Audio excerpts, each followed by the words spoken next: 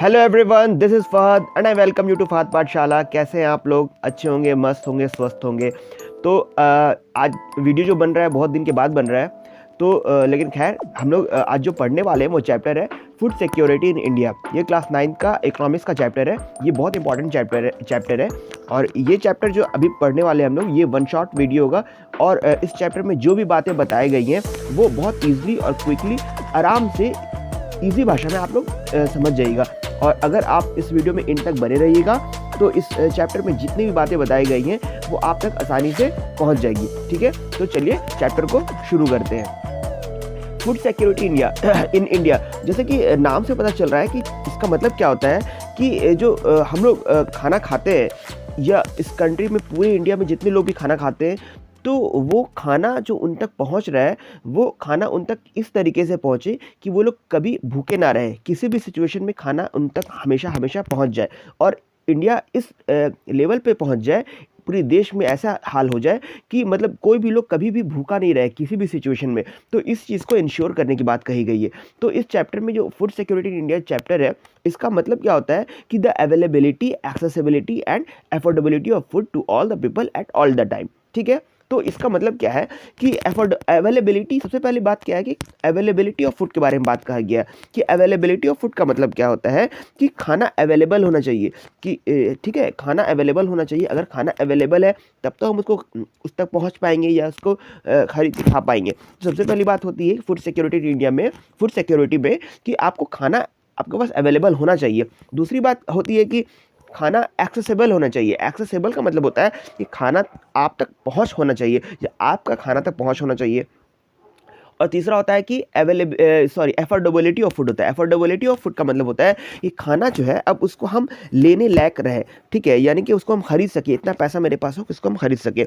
तो availability of food, खाना मौजूद हो, एक्सेसिबिलिटी ऑफ फूड, खाना मेरे तक पहुंच हो, और अफोर्डेबिलिटी यानी कि खाना खरीदने के मेरे पास उतना पैसा होना चाहिए। ठीक है, तो जैसे कि फॉर एग्जाम्पल कि खाना कि सपोज दैट कि हम मेरी फैमिली में कह रहे हैं कि आज हमको चिकन बिरयानी बनवाना है। तो चिकन बिरयानी बनाना है तो चिकन बिरयानी के लिए मार्केट में क्या देखिए, हाँ चिकन भी है, वहाँ पे चावल भी है बिरयानी का, तो यानी कि अवेलेबल है, चीज़ें अवेलेबल है। अब बात करते हैं एक्सेसिबल का। एक्सेसिबल का मतलब क्या हुआ कि वो खाना का जो मटेरियल है वो हमारे तक पहुंच सके ताकि हम उसको बना सके।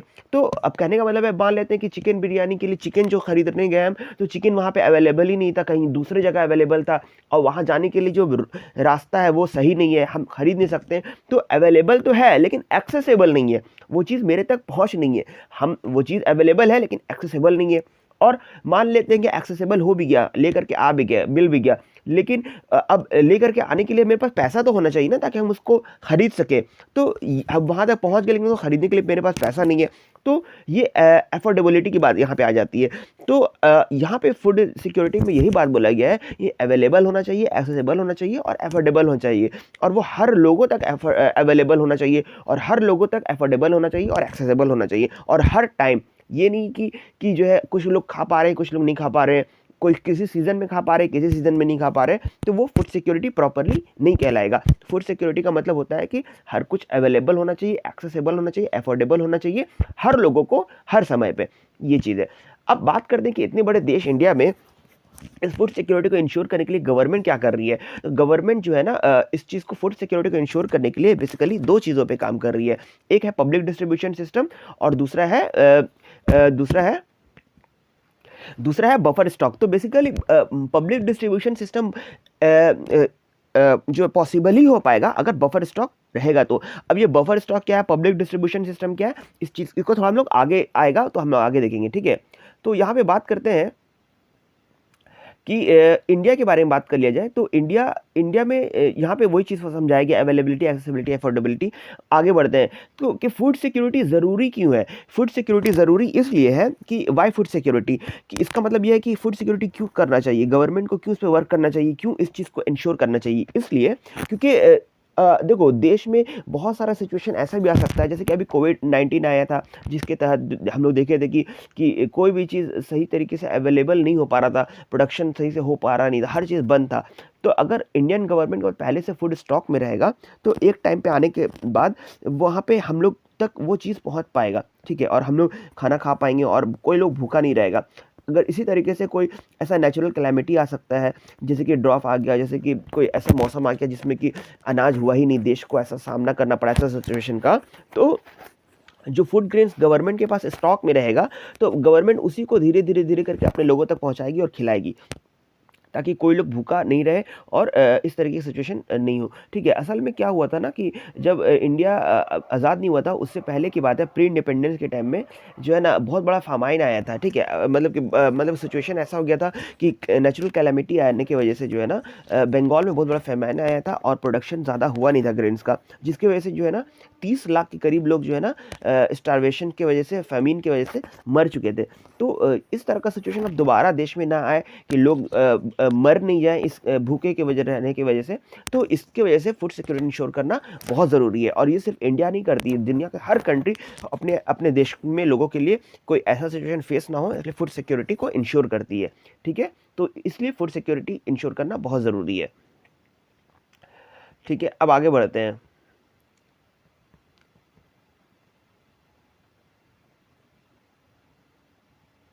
यहाँ पे अब नेक्स्ट टॉपिक है, हु आर फूड इनसिक्योर। तो फूड इनसिक्योर लोग कौन होते हैं? इनसिक्योर का मतलब होता है कि जहाँ तक फूड पहुँच नहीं पा रहा है, जो लोग बेसिकली जो है ना, जहाँ तक फूड नहीं पहुँच पा रहा, जो लोग भूखे रह जाते हैं, तो बेसिकली फूड इनसिक्योर लोग वो लोग होते हैं। देखो, गाँव में कुछ अलग लोग होते हैं, शहर में कुछ अलग लोग होते हैं, और बेसिकली वही लोग होते हैं जो जिनके पास पैसा नहीं होता है, जो गरीब होते हैं, या फिर जो बाय नहीं कर पाते हैं, हर वक्त उनके पास खाना अवेलेबल नहीं होता है। तो होते कौन लोग हैं? जैसे कि अगर हम शहर के बारे में बात कर लें, तो शहर में कौन लोग होते हैं? जिनको सीजनल एम्प्लॉयमेंट मिलता है, यानी कि हर टाइम उनको जॉब नहीं मिलता है, किसी टाइम मिलता है, किसी टाइम नहीं मिलता है। जिस टाइम उनको जॉब मिलता है उस टाइम वो लोग पेट भर लेते हैं, लेकिन जिस टाइम नहीं मिलता है उस टाइम नहीं भर पाते हैं। इसी तरीके से गांव में कौन लोग होते हैं? गांव में वे लोग होते हैं जो कि पीजेंट टाइप के लोग होते हैं, जो कि मतलब दूसरे के ज़मीन पे एज अ फार्मिंग का काम करते हैं, उनका खुद का ज़मीन नहीं होता है, लैंडलेस लोग होते हैं। तो समझ में आया? तो जो कैजुअल लेबर्स होते हैं, या फिर कुछ पीटी जॉब्स करने वाले लोग होते हैं शहर में, वे लोग, या फिर गाँव में भी वैसे लोग होते हैं जो कि टेम्प्रोरी या फिर सीजनल वर्क मिलता है उनको, जैसे कि हार्वेस्टिंग के टाइम में, या फिर आपको सोइंग के टाइम में। तो जैसे कि बहुत सारा जिनका लैंडलेस होता है, जिनके पास ज़मीन नहीं होता है, तो ये लोग बेसिकली फूड इनसिक्योर लोग होते हैं। और भी फूड इनसिक्योर लोग होते हैं, जैसे कि फूड इनसिक्योर लोग और कौन कौन लोग होते हैं, जैसे कि हम बताते हैं कि जैसे मदर होती हैं, प्रेग्नेंट लेडी होती हैं, जो जिनको और वो गरीब भी होती हैं मान लेते हैं, और वो SC ST कैटेगरी के लोग भी होते हैं, तो वे लोग भी फूड इनसिक्योर होते हैं। तो देखो, फूड इनसिक्योर दो एस्पेक्ट में देखने की बात हो रही है, एक होता है सोशली और एक होता है इकोनॉमिकली। तो इकोनॉमिकली कौन लोग होते हैं, तो आपको मैं बता दिया कि गाँव में किस तरीके के लोग होते हैं, शहर में किस तरीके के लोग होते हैं। और अगर हम सोशली बोलें कि सोशली कौन लोग फूड इनसिक्योर होते हैं, तो बेसिकली OBC या SC ST कैटेगरी के लोग जो होते हैं वो होते हैं। और सोशली एक और कैटेगरी है, जैसे कि वेमेन में जो प्रेग्नेंट वेमेन होती हैं, जिनको जो गरीब होती हैं, जो फिर या फिर SC ST कैटेगरी से ये OBC या गरीब होती हैं, तो वो भी इसका बहुत ज़्यादा शिकार हो जाती है, क्योंकि उनके पेट में बच्चा पल रहा होता है और उनको जो है ना ज़्यादा न्यूट्रिएंट्स लेने की ज़रूरत होती है, लेकिन वो अपना ही खाना नहीं पूरा पाती हैं, तो अपने बच्चों का क्या पूरा पाएंगी? तो इस वजह से वहाँ पे भी फूड इनसिक्योर का मामला आ जाता है। और SC ST कैटेगरी या OBC की कैटेगरी के लोग जो कि ऑलरेडी गरीब हैं और वहाँ तक रिसोर्स पहुँच नहीं पा रहा है, तो वो लोग भी ज़्यादातर फूड इनसिक्योर हो जाते हैं। और भूखे रहने की वजह से, चूँकि वो लोग भूखे होते हैं, उस वजह से वो लोग गरीबी में ढकेले चले जाते हैं। क्योंकि देखो, हंगर जो होता है ना, वो आपको पॉवर्टी की तरफ लेके जाता है। क्यों? क्योंकि हंगर, अगर लोग भूखे हैं सपोज दैट, तो हंगर की वजह से क्या होगा? उनके पेट में खाना नहीं है, तो काम नहीं कर पा रहे, एनर्जी नहीं है उनके पास, वर्क नहीं कर पा रहे, जिसकी वजह से उनको कोई डिफिशियंसी की वजह से प्रॉब्लम हो सकता है, कोई डिजीज़ हो सकता है, तो अब उसका इलाज कराने के लिए पैसा नहीं है, तो अब वो खाने के लिए पैसा नहीं है, अब प्रॉब्लम फेस कर रहे हैं, और उनके लाइफ में बहुत सारा कुछ चल रहा होता है, तो इस तरीके से वो किसी से पैसा लेते हैं या नहीं भी ले पाते, तो वो गरीबी की तरफ ढकेले जा चुके होते हैं। तो hunger is also lead to a poverty and large scale poverty. Clear? आगे बढ़ते हैं। तो यहाँ पे यही सारी बात बताई गई है कि जो है गवर्नमेंट को जो है ना फूड सिक्योरिटी को मेंटेन करने के लिए जो है कि ये इंश्योर करना पड़ेगा कि किस तरीके से जो है कितने अमाउंट में जो है राइस है, वीट है, ग्रेन्स है, या फिर आलू है या प्याज है, कितने अमाउंट में उसको सिक्योर करके रखना होगा कि इन केस अगर कुछ ऐसा कैलामिटी आता है तो उसको टाइमली लोगों तक पहुंचाया जा सके। अब बात करते हैं जो हंगर होता है, बेसिकली हंगर जो है आपको पॉवर्टी की तरफ लेके जाता है। अब हंगर भी दो तरीके का होता है, एक होता है सीजनल हंगर, एक होता है क्रॉनिक हंगर। तो सीजनल हंगर किसको कहते हैं? वो हंगर जो 3, 4, 5 महीने के लिए होता है। यानी कि कभी बताया जैसे कि टाइमली आपको हर वक़्त जॉब नहीं मिलता है या हर वक़्त काम नहीं मिलता है, शहर के अलग लोग होते हैं, गाँव के अलग लोग होते हैं। तो वे लोग जिस टाइम उनको जॉब नहीं मिल पाता है या काम नहीं मिल पाता है, तो उस वक़्त वो लोग क्या होता है कि मतलब अपने अर्निंग नहीं करने की वजह से खाना सही से नहीं खा पाते हैं। तो वो short period of time 3-4 months का वो नहीं हो पाता। इस वजह से वो लोग सीज़नल हंगर के शिकार हो जाते हैं। और क्रॉनिक हंगर कौन लोग होते हैं? बेसिकली जो एकदम गरीब लोग होते हैं या एस-सी-एस-टी कैटेगरी के लोग होते हैं, जिनके पास कभी भी पैसा नहीं होता या कभी जॉब ही नहीं रहता है, या फिर इस तरीके से लॉन्ग टर्म 2 साल, 3 साल, 4 साल के लिए वो लोग एकदम मतलब सही तरीके से खाना नहीं मौजूद हो पाता है उन तक। अगर खाना मौजूद है भी, खाना अवेलेबल है भी, तो 1 रोटी, 2 रोटी जितना उनके बॉडी में न्यूट्रिएंट्स का रिक्वायरमेंट है, कैलोरीज़ का रिक्वायरमेंट है, उतना नहीं खा पाते हैं। तो इस वजह से वे लंबे टाइम तक होने की वजह से क्रॉनिक हंगर के शिकार हो जाते हैं। फिर पॉवर्टी तो वो उनको फेस करना ही पड़ता है, ठीक है?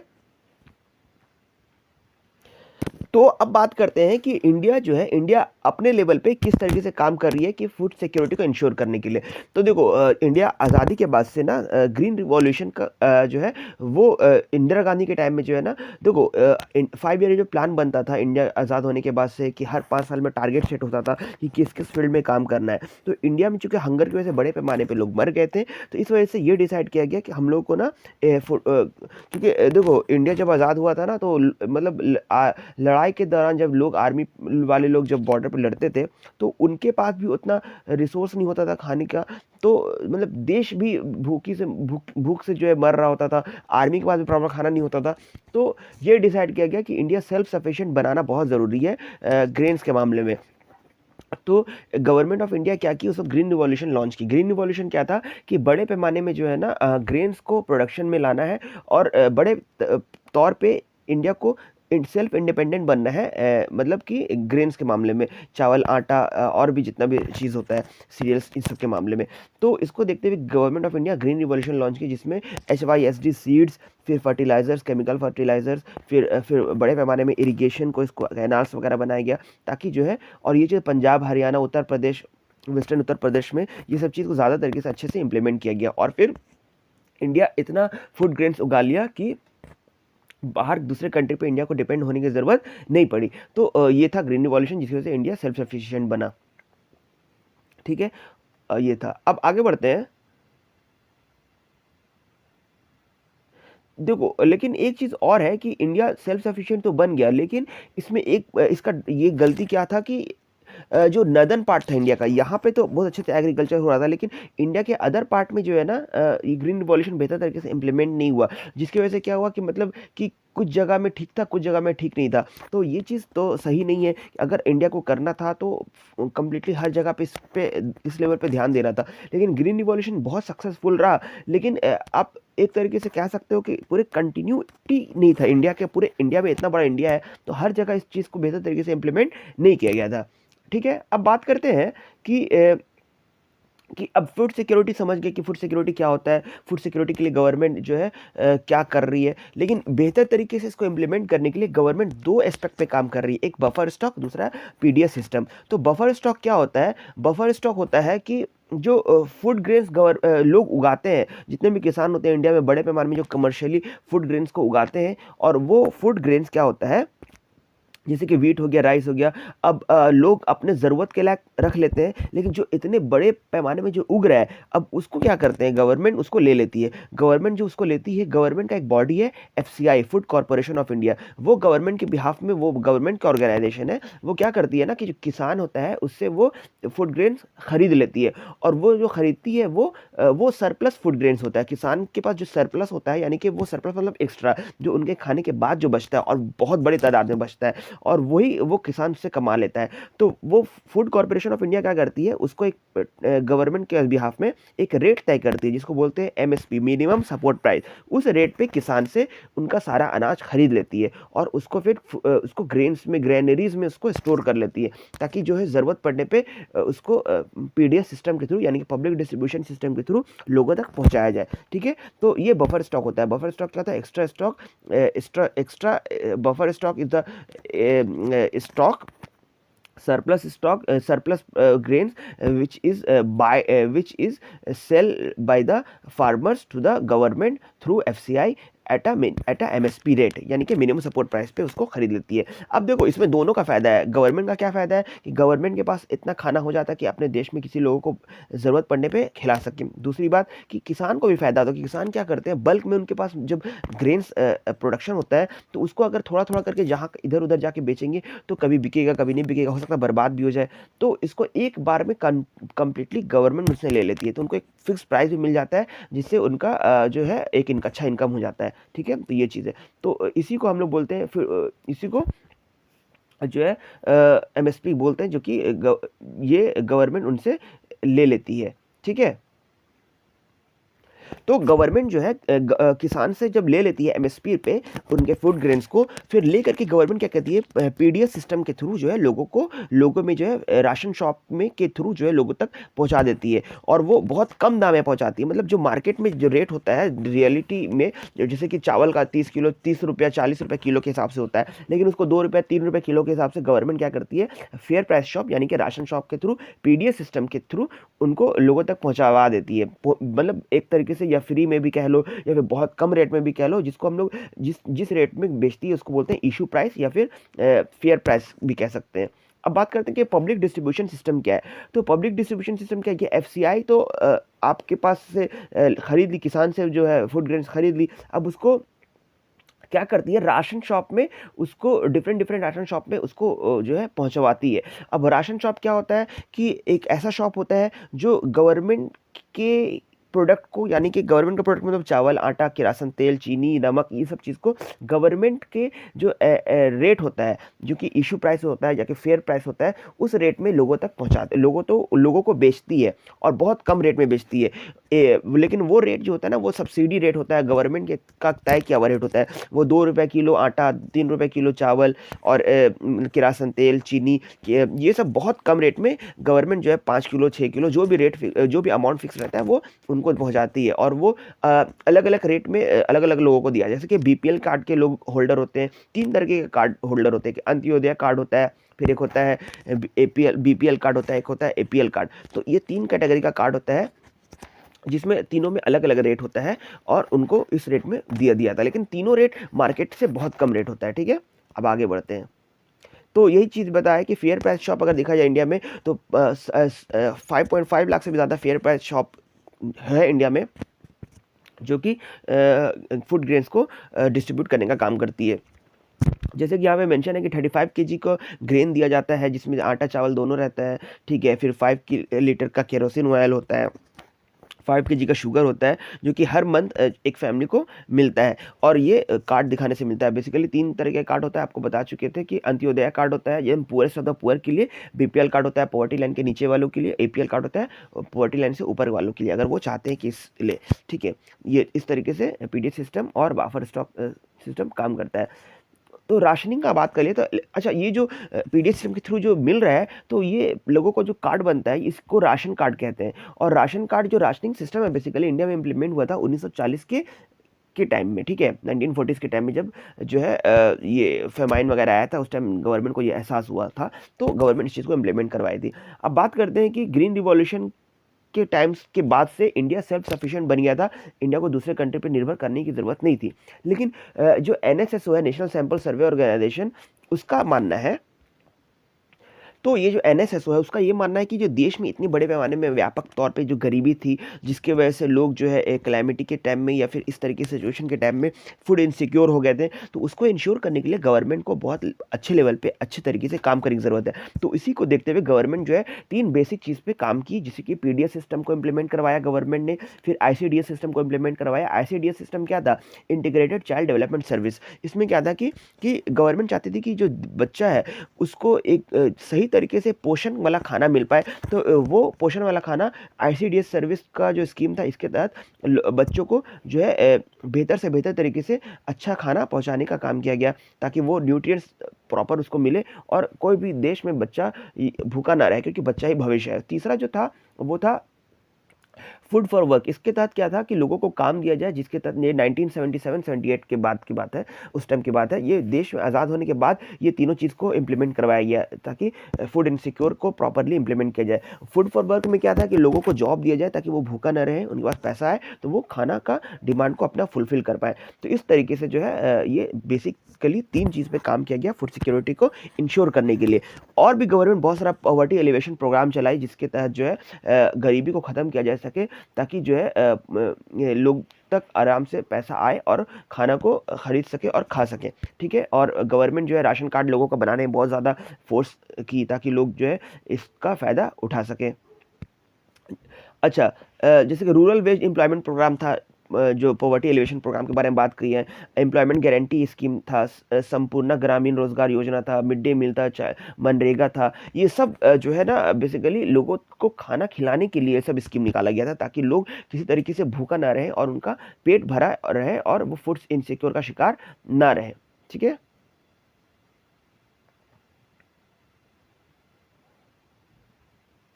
तो गवर्नमेंट ऑफ इंडिया एक एक्ट भी लेकर के आई थी, the national food security act. इसके तहत क्या था, ये 2013 में आया था कि बेसिकली इंडियन के हर एक इंडियन को फूड सिक्योर करना है। ठीक है, और इसमें जो है 75% रूरल एरिया में या 50% जो है अर्बन एरिया में इसको जो है इसके फ़ायदे को पहुंचाने की बात कहा गया। ठीक है, ये basically food security, nutritional security, food and nutritional security life at the affordable price, यानी कि लोगों को अफोर्डेबल रेट में न्यूट्रियस खाना को पहुंचाने की बात इस एक्ट के तहत कहा गया था।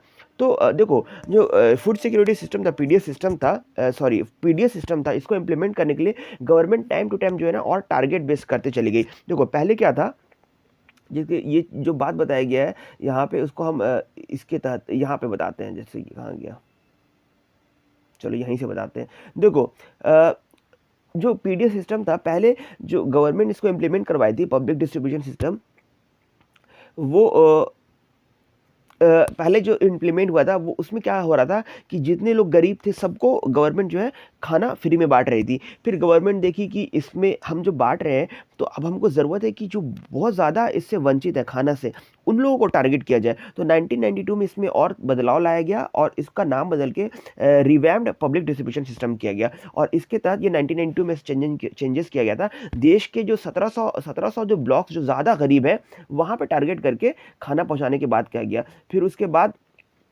और ज़्यादा जो है इसमें 1997 में और इसमें और बेहतरी करते हुए और स्पेसिफिक किया गया और टारगेटेड पब्लिक डिस्ट्रीब्यूशन सिस्टम में इसको कन्वर्ट किया गया।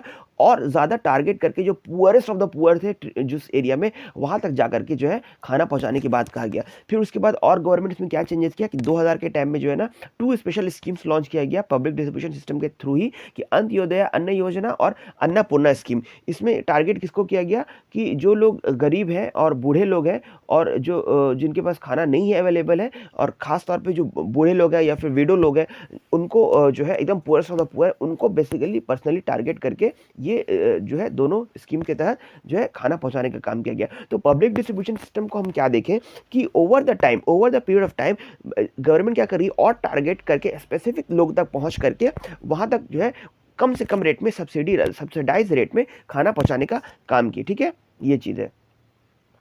तो अंत्योदय अन्न योजना जो बता ही चुके हैं कि ये बीपीएल कार्ड फैमिलीज वाले लोगों के लिए होता है और ये पुअरेस्ट ऑफ द पुअर के लिए होता है। और इसमें जो है ना एक सर्टेन क्वांटिटी ऑफ चावल, आटा और चीनी, नमक और किरासन तेल देने की बात कहा गया है। ठीक है, और ये 2000 में आया था। तो इस तरीके से गवर्नमेंट ऑफ इंडिया, यहाँ पर जैसे कि आप ये चार्ट में देख सकते हो कि पहले था पीडीएस सिस्टम 1992 तक, जो कि यूनिवर्सल था। यूनिवर्सल मतलब सबको मिल रहा था। फिर इसको रिवैम्प पब्लिक डिस्ट्रीब्यूशन सिस्टम किया गया 1992 में। इसमें क्या किया, बैकवर्ड ब्लॉक्स को टारगेट किया गया। फिर इसमें देखो W stand for wheat, R stand for rice. तो वीट 2.8 kg, 3.77 kg राइस देने की बात कहा गया। फिर टारगेटेड पीडीएस सिस्टम लाया गया, जिसमें पुअर एंड नॉन पुअर लोगों को भी पीपीएल एपीएल को टारगेट किया गया। 35 kg को फूड ग्रेन पर मंथ मिलता था, बीपीएल को इस रेट में मिलता था, एपीएल को इस रेट में मिलता था। तो एपीएल को बेसिकली थोड़ा सा रेट ज़्यादा होता था, लेकिन फिर भी मार्केट प्राइस से बहुत कम होता था। फिर अंत्योदय अन्न योजना, फिर एपीएस सिस्टम लाया गया, नेशनल फूड सिक्योरिटी एक्ट लाया गया, जो कि टाइम टू टाइम इसमें बदलाव किया गया और इसको बेहतर तरीके से और टारगेट बेस किया गया, स्पेसिफिक किया गया और लोगों को ज़्यादा ज़्यादा फायदा पहुँचाने का काम किया गया। ठीक है, चलो अब आगे बढ़ते हैं। देखो, subsidy is a payment that is a government makes to the producer to supplement the market price of the commodity. Subsidy can keep the consumer price low while maintaining higher income of the consumer domestic producer. देखो, subsidy क्या होता है ना, government, जैसे कि कोई किसान है, वो किसान कोई खेती कर रहा है और उसको बीज चाहिए, उसको पानी चाहिए, उसको बहुत कुछ खर्चा चाहिए होता है, तो उसको जो चाहिए होता है, गवर्नमेंट क्या करती है, उसको कुछ और अमाउंट अपने तरफ से दे देती है, ताकि आपको आपका जो लागत है, जो आप प्रोड्यूस कर रहे हो, उसमें आपका लागत ही अगर ज़्यादा रहेगा तो आप गवर्नमेंट को ज़्यादा में बेचोगे, तो वो राशन शॉप में भी ज़्यादा में बिकेगा. तो गवर्नमेंट चाहती है कि गवर्नमेंट शुरू में ही इसका हम लागत को कम कर दें, तो गवर्नमेंट क्या करती है, सब्सिडी कुछ एक्स्ट्रा अमाउंट किसान को दे देती है शुरू में ही, ताकि आपका जो लागत है वो कम लगे. तो आप जब लागत कम हो तो एमएसपी कम लगेगा, रेट गवर्नमेंट आपका कम तय करेगी, तो आप उस पर एग्री कर जाओगे, तो वो कम रेट में फिर जब आएगा तो राशन शॉप भी में भी वो कम रेट में बिकेगा. तो इस तरीके से क्या होगा, एक कंट्रोल रेट को मेंटेन किया जा सकता है, इसलिए गवर्नमेंट सब्सिडी देती है. सब्सिडी क्या है, एक पेमेंट है जो गवर्नमेंट पे करती है प्रोड्यूसर को, ताकि मार्केट में वो अल्टीमेटली चीज़ों का दाम कम रहे. चलो अब आगे बढ़ते हैं. तो देखो, यहाँ पे बताया गया है कि यहाँ पे ये बताया गया है,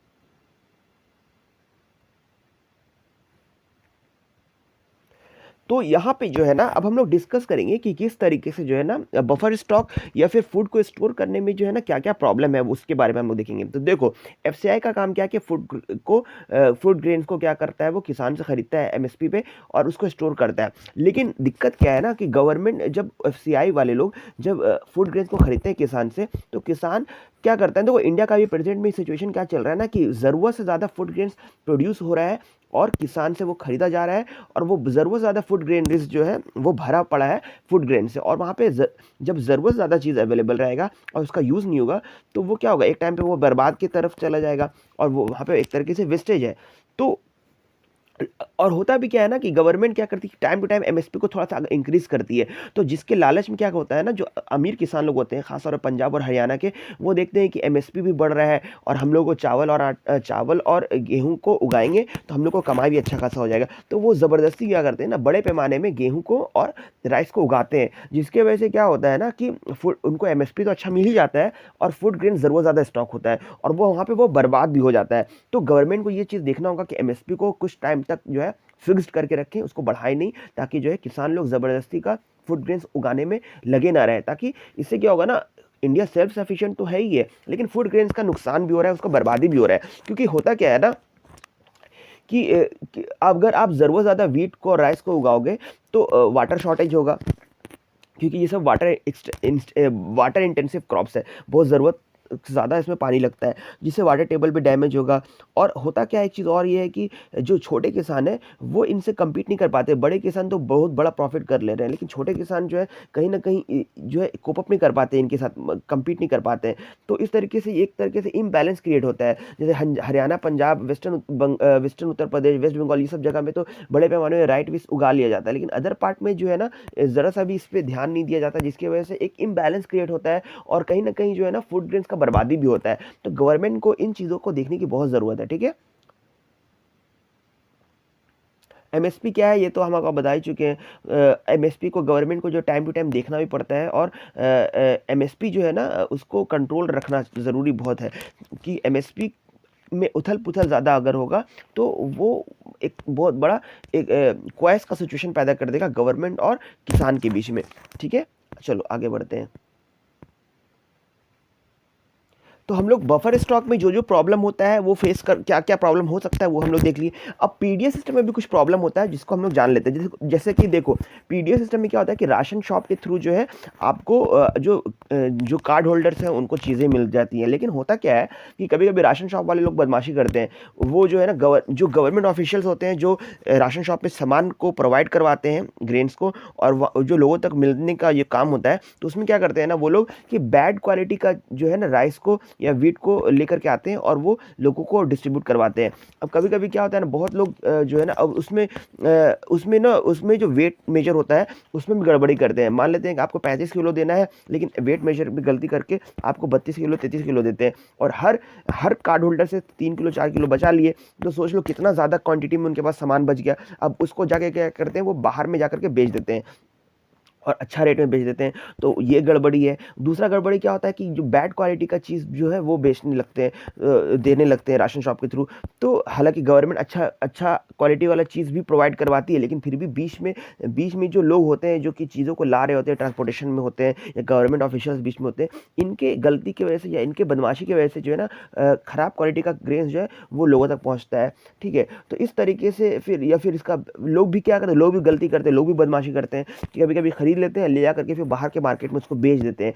तो इस तरीके से ये जो पब्लिक डिस्ट्रीब्यूशन सिस्टम है, इसमें बहुत सारा प्रॉब्लम है, लूप होल्स है, जिसको गवर्नमेंट को काम करने की ज़रूरत है ताकि ज़रूरतमंद तक खाना पहुँचे और बेस्ट क्वालिटी का चीज़ खाना पहुँचे और उसमें वेट मेजरमेंट में कोई गड़बड़ी नहीं हो, इसमें कालाबाज़ारी नहीं हो क्वालिटी में या क्वांटिटी में, ठीक है?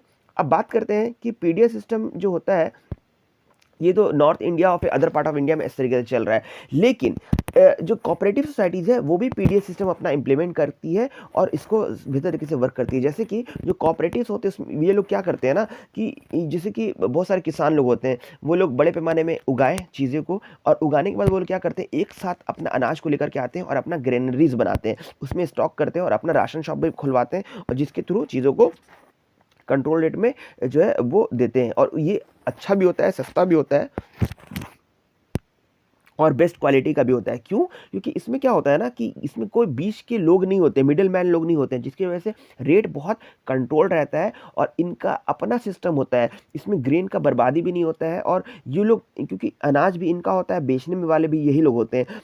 यही लोग सब मिलकर अपना कोऑपरेटिव चलाते हैं और अपना राशन शॉप या फिर पीडीएस सिस्टम के थ्रू, शॉप के थ्रू, फेयर प्राइस शॉप के थ्रू चीज़ों को बँटवाते हैं। जैसे कि तमिलनाडु में जो है ना बहुत अच्छे से 90 मतलब 100 में से 95% जो राशन शॉप है ये गवर्नमेंट का ओन नहीं है, ये प्राइवेटली ओन्ड है और प्राइवेटली कोऑपरेटिव लोग मिल करके इस चीज़ को वर्क कर रहे होते हैं। तो ये बहुत इफेक्टिवली काम कर रहा है, ठीक है? लगभग 94% है, हाँ।